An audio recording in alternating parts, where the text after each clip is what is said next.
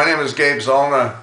I, along with, I'm sure, millions of other Americans, were sort of mesmerized and transfixed to their television sets to watch Hillary Clinton during her anticipated and long-awaited congressional hearing.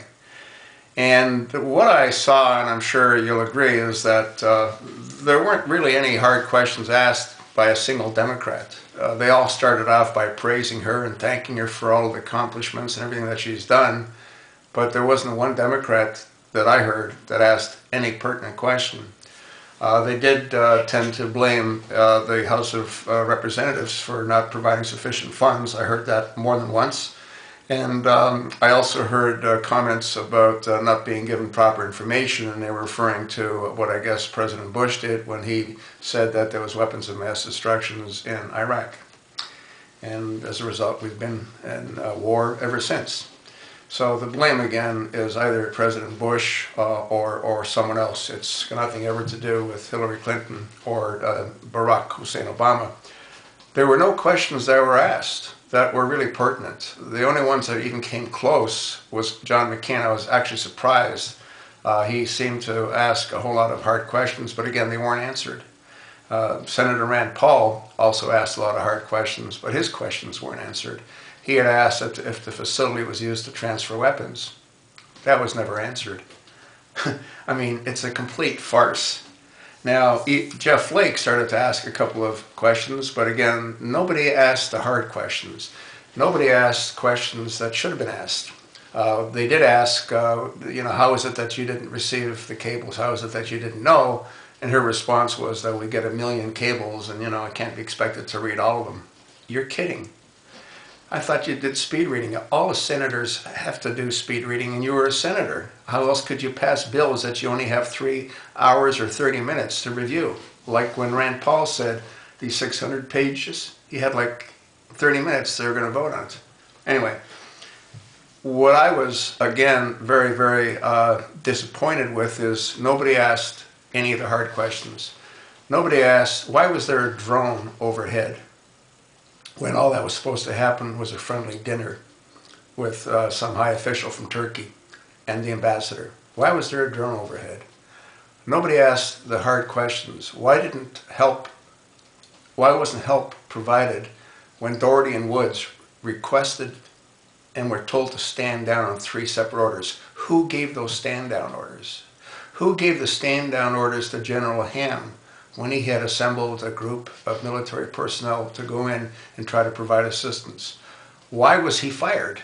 What the media says, or what the internet says, is that he was fired because he had told Panetta to go stuff it, and within 1 minute of having done that, he was terminated. Those are the kind of questions that needed to have been asked and needed to have been answered. None of them were. Why did it take more than 2 weeks before Obama, and even 2 weeks later, Obama, when he went to the United Nations on 6 separate occasions, he said it had to do with the video that was made in California. If that video in California was of such concern, why would they have allowed Zero Dark 30 to have been made? I went to see it, then there's waterboarding in it. I mean, they're actually torturing someone. Now, that's got to be a whole lot more reactive to the militants than that little trailer that nobody saw. This whole thing's a complete farce. Everything was blamed on the Republicans. Yeah, it was Bush's fault that we went into Iraq because he lied. The problems that occurred in Benghazi were because we didn't have sufficient funds to provide the necessary personnel. Nobody asked her any hard questions. Barbara Boxer, I mean, she couldn't stop praising Hillary. Every single Democrat couldn't stop praising Hillary. I mean, they couldn't. Not one of them asked her a hard question.